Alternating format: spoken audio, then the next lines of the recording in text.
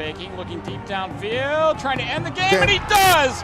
Conklin with the catch, and the Chippewas win. Cooper Rush to Tyler Conklin, and it's over in 3 overtimes. Central Michigan with the victory, 34-28. Cooper Rush moved into 5th all-time in career passing yards in the MAC, and the Chippewas won their first overtime game since 2009 as they defeated the Huskies on Saturday. We'll give you the game highlights next on Chippewa Rewind.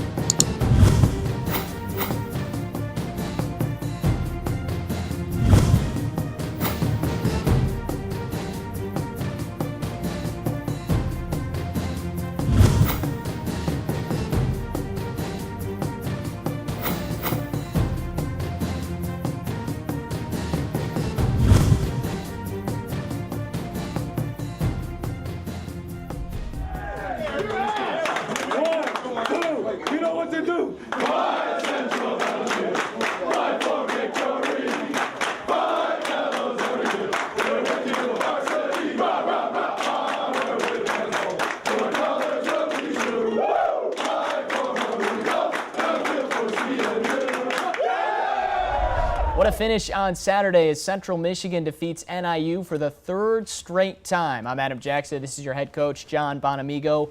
3 overtimes. You guys end up winning it at the end. What stuck out to you most in a crazy game like that one? I'd have to say the back and forth of the emotions of, the momentum at the end of the game, the last 6 minutes of regulation, and then, the 3 overtime periods. It was just back and forth.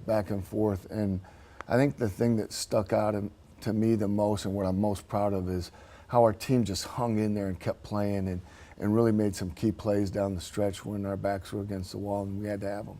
You ever been part of a 3 overtime game before? Do you remember anything like that? No, this is only the 2nd overtime game I've ever been a part of in college, and a few of them in the NFL. But the NFL format's so much different. It's sudden death. This where you are alternating, going on offense and defense, and the 3rd time having to go for 2. It's a exciting format. I think both formats are really good, but it's definitely a nail biter, that's for sure. All right, let's jump into that game. 34-28, Central Michigan pulls it out. We'll start with that first quarter, and they tried some trickery on you, a faked field goal. Were you guys expecting that? Actually, we were. They tried to run the same exact fake a couple years ago. I think it worked for them. We had a good call on here. We took the corner out of the rush and put him on contain. So we were actually in the perfect call for this in terms of generating a rush, but also being sound against the fake. And then as they're trying to drive, Josh Cox, his 3rd interception of the year, a huge play for you guys. Yeah, this was a great play by Josh. We're in a roll coverage, so he's actually the flat defender here.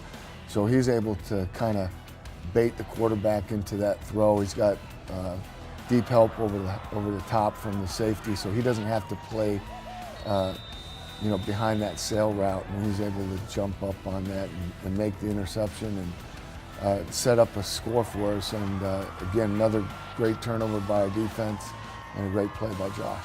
After that interception, you take advantage of it. This had to be cool to watch. A walk-on who's always having to block for you. He gets his first catch of the season. It's a touchdown. You guys are on the board. Yeah, this is a great job. Great call by Coach Watts upstairs. Trevor's able to, leak in behind the flat defender there. Cooper gets the ball out to him on time. And, I'm happy when anybody scores. It's really cool to see a guy like Trevor who puts so much time, effort, energy, puts everything he has into the program. A guy that's not on scholarship. And, to see him have success and, score in a big game like this, he's a tribute to our university, our program, and his family. He's just a great young man, and really excited for him, and does a great job right there. Trevor Thomas, his 4th career catch and his 2nd career touchdown, had one against Buffalo last year. This was a tricky play. It looked like Amari had the interception, and then there was some hands fighting, and they end up getting 7. Yeah, we end up having one go our way later on in the game, but Amari's in very good position here, and their guy kind of reaches in and swipes down and jars the ball loose, and then he's able to come out with it. And in those situations, the tie goes to the receiver. So that catch makes it 7-7, and then this is a really important drive right before the half. You bleed down the clock, and it starts with a nice throw and catch to Mark Chapman. Yeah, this was a big throw and catch for us here to pick up the first down. Got Cooper on the move, rolling out. Chap does a nice job at the top of the route, really stemming and breaking back to the ball. And Coop delivers a timely throw, and we're moving the chains. He makes the catch there, and then it seemed to just be Jahray Hayes the rest of the way. Your holes started opening up. Offensive line did a nice job. What can you say about the running attack on this drive specifically? I thought our offensive line did a great job of opening up some lanes for Jahray and for Devin. Jahray was really feeling it, and both backs had great games. It's been a while since we've had two backs rush for over 100 yards in a game. You mentioned the two guys going for 100 yards. Devin gets 124, Jahray goes for 105, and he gets into the end zone right before the end of the first half. Yep, this is a great job here. Bocce leading up, and he finds a crease, lowers his pad, and gets in the end zone for a score. So that makes it 14-7. You guys managed the clock perfectly, bleeded about 5 minutes of it. Going to the break, up 7 on the road against a team that has had a lot of success in the MAC West. Got to be feeling pretty good, right? We were, but we knew the game wasn't over by any stretch of the imagination. And again, I go back to, when you've won consistently like NIU has done, I go back to the whole premise of you never underestimate the heart of a champion. A team like that that's used to winning, a program that's used to winning, they're not going to just pack up their tents and fade quietly into the sunset. Well, the first half was pretty normal. The second half, a wild finish plus 3 overtimes. We'll show you all of that when we come back on Chippewa Rewind.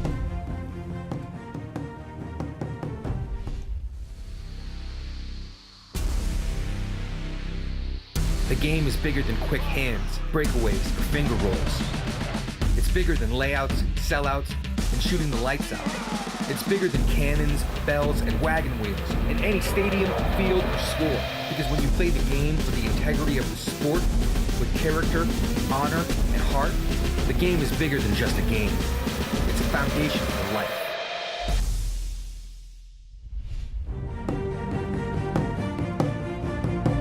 Directly under center. Hand off to Spalding. He's got some room. Busted at the outside. 50, 40. He could go. 30, 20, 10. Touchdown, Devin Spalding. We're back on Chippewa Rewind. Central Michigan leading Northern Illinois 14-7 after 30 minutes of play. And this is a tough one here. You're driving close to scoring some points, and then it looks like a mishandle between both Cooper Rush and Devin Spalding. Yeah, this is, it's never a good time for a fumble. This is right down there in the red zone. You feel like you're going to come away with this with points. And we turned the ball over. And you're right, it was a little bit of a miscommunication here on a read option. I don't know if I didn't get a chance to talk to those two yet to see if Cooper was supposed to pull it or if Devin took it prematurely. But either way, the result's the same. It's a fumble, and it's very unfortunate. So they get it back. They end up scoring a touchdown. It's 14-14, and then scoreless until late in the fourth quarter. 4:21 left, and this was a big run by Devin Spalding. This was a big run by Devin Spalding, but this was a beautifully executed play. I wish I could have time to just go through every single block and what everybody did. But, Devin gets the credit because he finished it off, and deservedly so. But there is some excellent blocks there at the point of attack by Conklin, by Bocce, by Shakir Carr pulling around, and we just get a nice downhill lane, and Devin's able to turn on the jets and score, and he'll be the first one to tell you that when he got to that edge, he just saw green grass. And my favorite part about watching that, when I got back to the office and watched it on film, was on the sideline view, or actually it was the end zone view. You could see our athletic director, Dave Hickey, and I don't know who was running faster, him or Devin, at the end of the play, but it was great to see our AD, our leader of our athletic program, excited and pumped up, running downfield and celebrating a touchdown with us. That was pretty cool. Maybe a tryout for him coming up soon, huh? I hope we don't need him, but it's good to know he's got that kind of jets. So. It puts you guys up 21-14. And, Coach, a lot of people have been questioning the O-line play lately, but you guys have been running the ball terrifically the last 2 weeks. Do you think their confidence is building? I do. I think, I think Coach Frazier, our line coach, does a fantastic job with those guys.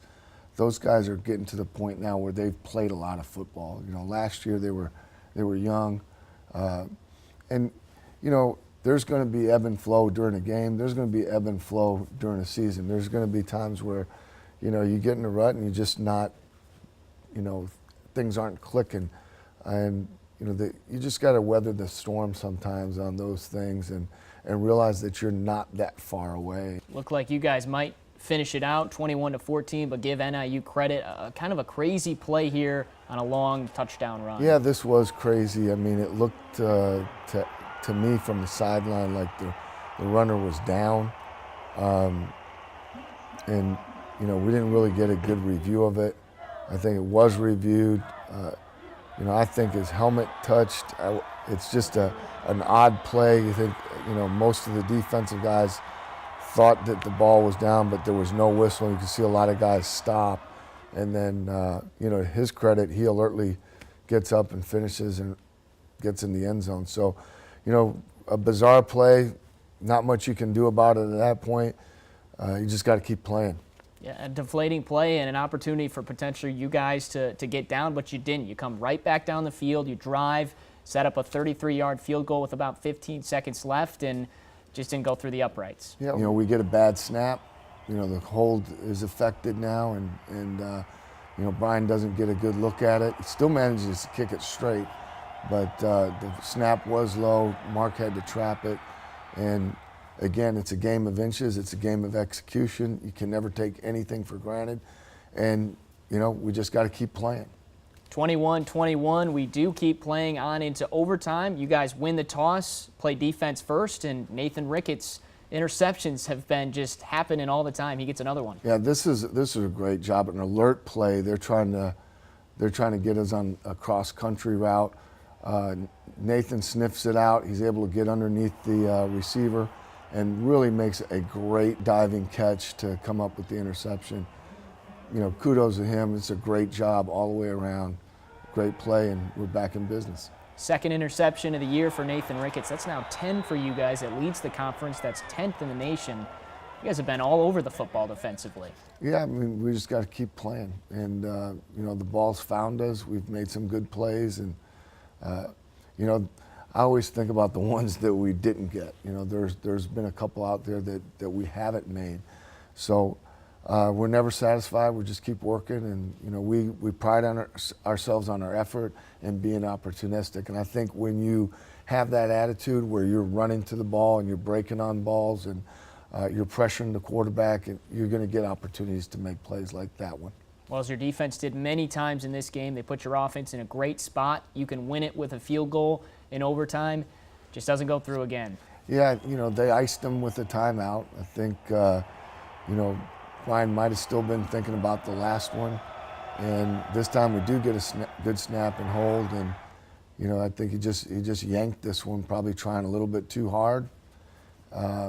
It's unfortunate, but again, we just keep playing, and Brian will be back. He's been a really good kicker for us here the last several years, and we just got to work him out of this slump. And he's going to make some big kicks for us down the road. We still got a lot of season left, and he'll redeem himself. There's no doubt in my mind. So we play on a second overtime. Central Michigan now gets the ball first, and this kid is in the end zone, it seems like, every single game. Here's another one. You can't stop him. You can slow him down maybe for part of the game, but eventually he's going to make a play. And, here's one kind of like the one that we had go against us. It's a jump ball. Both Corey and the defender come down with it, and he's able to wrestle it away and ends up with the ball in the end zone. It's a touchdown. It's a great throw and catch. And, tremendous effort by Corey Willis. 6 catches for 66 yards. That puts Central Michigan in front 28-21. Huskies are able to add a touchdown, so it's tied 28-28. So we move on. Third overtime. and your defense gets another stop and then a blocked field goal. This was big. Yeah, this was big. You know, again, it doesn't really alter the outcome of the game because we end up scoring the touchdown on the next play. But the momentum and, you know, the satisfaction that comes that knowing that now you can still win it with a field goal. You know, you don't have to score the touchdown. It was big. It was a great team effort, great get off all the way across the board, good pad level, and we always tell our guys to get their hands up. Kelby gets his mid up in the air, blocks the kick, and this is a great play. And Coach, you've talked about this before. You can always tell if you're winning, if you're losing, the effort from your guys by watching the special teams and the way they go after kicks. You've missed a couple field goals, had an opportunity to win this game a couple of times, didn't, but they're still fighting and they're able to come up with a huge play. Absolutely. Late. I mean, it's next play, and you know, keep the past in the past, focus on stay in the present, and do everything we can to win this next play. And you know, that's a great example of it. I mean, you get the stop, get the blocked field goal, now we're on offense, and you know, we know how this ended up. That's right. You take the momentum from the blocked field goal, go up over the top to Ty Conklin, his third career touchdown, third of the year, get you the win. It's a great job. Again, great play call by Coach Watts upstairs. This was a route we had worked on. Conklin gets, you know, really effectively single coverage on the safety. It's an option route. The safety breaks to the outside, so he takes it to the post. He's in perfect sync with Cooper, who throws a great ball. Only person that can get it is Tyler, and he does, makes the catch for the touchdown. Game over, Chips win. Great ending to a great football game. 34-28, Central Michigan, as we said in the open, picks up their third straight win. And believe it or not, Coach, the last time the Chippewas and this program picked up a MAC overtime win, it was actually at NIU in 2008 under Butch Jones. And believe it or not, here we are again in 2016, and you guys come up with the W. Well, again, you know, it didn't play out exactly the way we hoped it would, but we did enough things in the game, and especially down the stretch, late in the football game to get the win. I'm really proud of our effort, proud of the toughness and the grit that our guys showed, and you know, that one's one we're going to grow from. It's great to be in a game like that, back and forth game, and come out the winner. I think you learn a lot about yourself when you're in those situations. And most importantly, it keeps you in the MAC West race, as Central Michigan is now 5-2 overall, 2-1 in the conference after 2 straight victories. But another big one coming up next weekend as the Chippewas head to the Rockets to take on Toledo. We'll preview Toledo when we come back on Chippewa Rewind.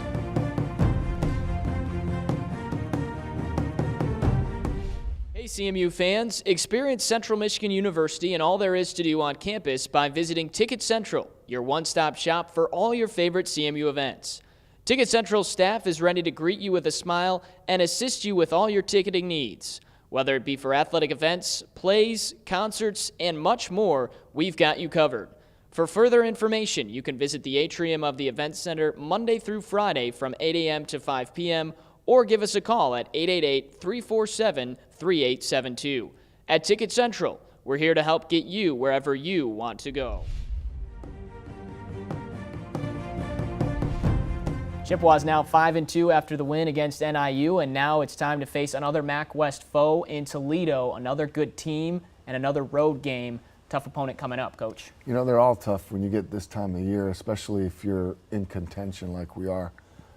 Toledo is an interesting team, very, very good football team. I thought last year the best football team that we played, and you know, they were impressive when they came here on that, because it was a Tuesday night. That was the one team that I looked at, you know, when I looked across the field and in warm-ups, I said, you know, they're built, you know, the right way. They got big linemen, their skill people are long, they can run, they got really good play out of their quarterback, and you know, I just thought that they were a really, really well put together team. And essentially this is an elimination game where you're fighting for the MAC West spot. You guys are both right there 2-3 in the West, so the winner of this one stays right at the top, so even more riding on this one. No, there's no question about it. I mean, we're we're in a position right now, we're all chasing Western. You know, with one loss, you have a chance. With two losses, you're pretty much playing for bowl eligibility after that. So I think our players understand that. I think we know that that's the situation we've been in since our lone conference loss against Western. So, you know, that's life in the MAC West. You know, in the East, you might be able to win it with two losses, but on our side of the bracket, it's very competitive. I think frankly, I believe the best teams are all on our side. Coach, to pick up the victory on Saturday, what do you guys have to do to win? Again, we have to take care of the football. We have to be balanced offensively. We can't be one-dimensional, and we can't get ourselves into third and long situations. And we got to finish drives with points. We can't hurt ourselves with penalties and that sort of thing, because those just kill drives. Defensively, we're going to have to be very gap sound to stop the run, and we're going to have to play great on the back end, because this team can sling it around a little bit too. Kicking game will be big, and you know, again, this one will be decided by the team that makes the fewest mistakes, capitalizes on their opportunities, and takes care of the football. A chance to become bowl eligible as well. Good luck to you this weekend. Thanks very much, and thanks for everybody for all the support, and fire up Chips. All right, the Chippewas and the Rockets battling. It's a noon kickoff from the Glass City. We hope that you can watch that one and then join us next weekend to recap what's hoping to be a Chippewa victory. Coach John Bonamego, I'm Adam Jackson. Have a great week, and fire up Chips.